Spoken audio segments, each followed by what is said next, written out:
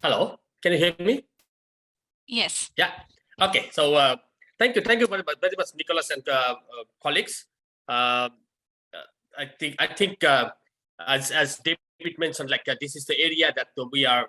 There's a big data gap, and then I hope that listening to Nicholas presenting ePass, this could be a great tool which can actually fill that those gaps, which has been it's a long time now. Now this is really a time that we start working on it to fill that those gaps in literacy measurement. Um, as go along, the presentation will be very short. I just want to. It doesn't move. Right?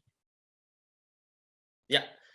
So yeah, as you said, like the definition of literacy has been over the time has been changed.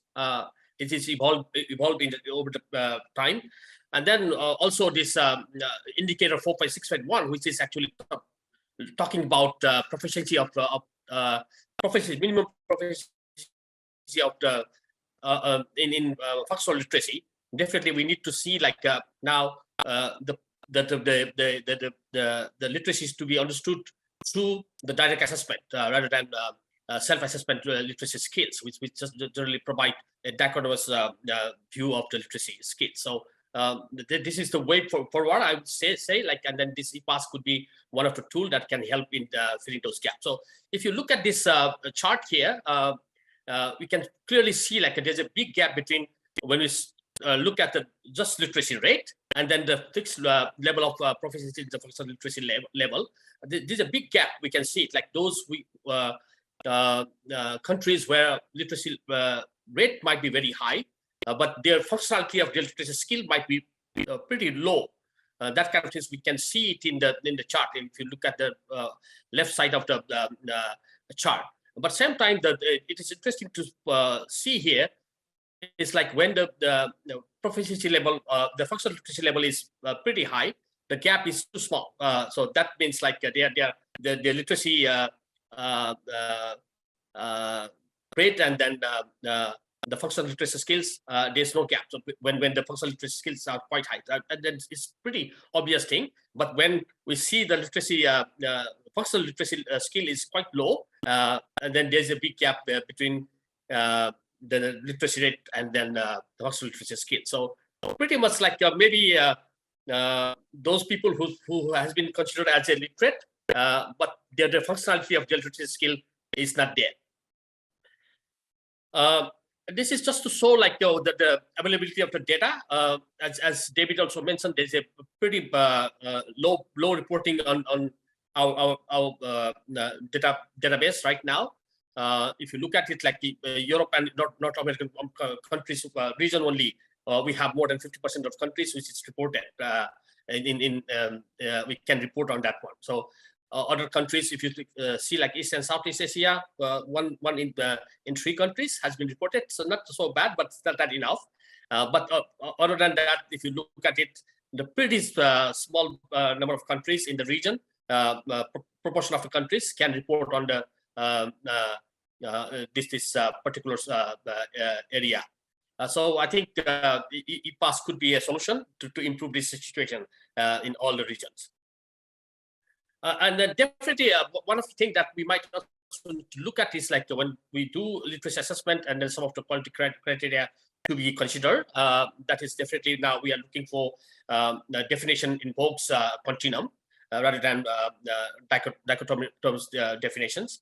Assessment covers full range of skills. So of course, we also try to see like it's not just trying to see like a simple reading and writing, simple reading numeracy. We are trying to see what the learners really can do in their daily life. And then the methodologies, statistical methodology come from psychometric stability also need to be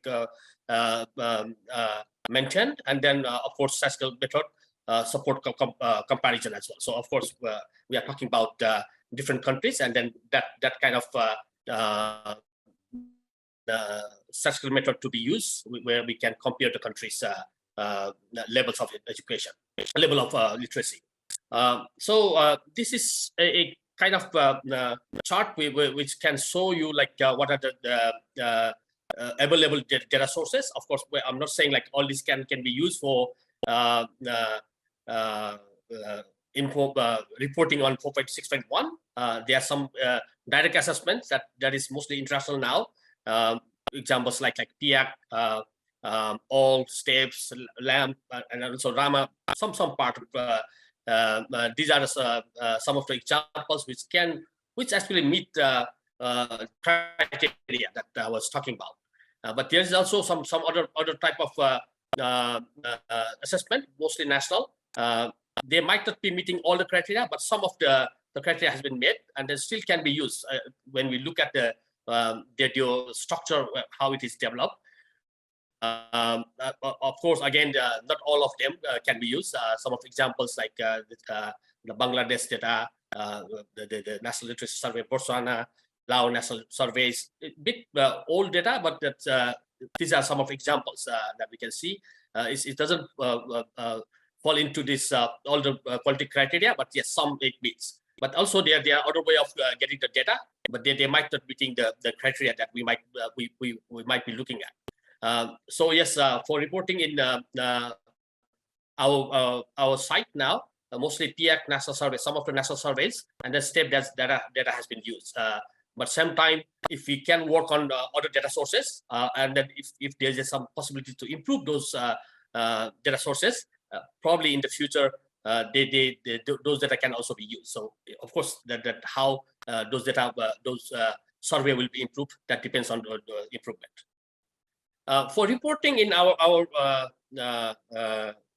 for reporting purpose, actually, we are taking this level 2 of PIAC as a benchmark for us to say like this is the minimum proficiency level for literacy, which is actually level 1 is really talking about very simple activities, but for level 2, which requires the respondent to make matches between text, either digital or printed, and then information, and may require paraphrasing or low level of some kind of inferences. So this level of skill sets we have been taking into looking at to benchmark the proficiency level that fall from level 2 and then above. We take them as a minimum proficient learners, adults or youth. Same way for numeracy. Again, we are following PIAC level 2 level. So which also again require the application of 2 or more steps or process involving calculations. So it's not just some basic kind of add one and one add type of things, but need a little bit more than that kind of things. We try to put it over here. And then this is the same criteria that we also use when we try to get the data from other sources. So this is the criteria we have been using for defining the minimum proficiency, reporting on minimum proficiency in literacy and numeracy. So this is what I have to say. So actually, thank you very much. And then I really think like this is going to be a great tool. And then yes. Anytime there's a need of help and then consultations, we will be happy to support this process. Thank you very much.